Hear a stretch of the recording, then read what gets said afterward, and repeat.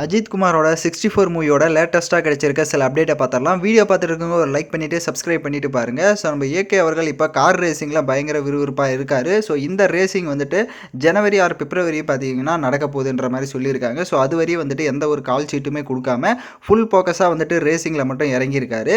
So அதுக்கப்புறம் பார்த்தீங்கன்னா shooting வந்து ஸ்டார்ட் பண்ண போறாங்க. ஸோ இந்த படத்தையும் டைரக்ஷன் பண்ண போறது ஆதிக் ரவிச்சந்தர் தான். ஸோ இதுக்கு முன்னாடி குட் பேட் அக்லியும் அவர் தான் பண்ணியிருந்தாரு. இப்ப தொடர்ந்து அந்த படத்தையும் பண்ண போறாரு.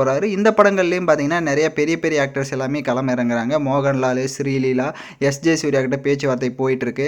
ஸோ இன்னும் பல ஆக்டர்ஸ் கிட்ட பார்த்தீங்கன்னா பேச்சுவார்த்தை போயிட்டு இருக்கு. எந்த மாதிரியான சப்ஜெக்டா இருக்க போகுது அப்படின்றதெல்லாம் வெயிட் பண்ணி தான் பார்க்கணும். பட் இப்போதைக்கு ஷூட்டிங் பார்த்தீங்கன்னா next year March, April so அதில் தான் வந்து ஸ்டார்ட் பண்ண போறாங்க. ஸோ 2026ஓட செகண்ட் ஹாப்ல இந்த படம் ரிலீஸ் ஆகிறதுக்கு நிறைய வாய்ப்பு இருக்கு. அதை நம்ம வெயிட் பண்ணி தான் பார்க்கணும்.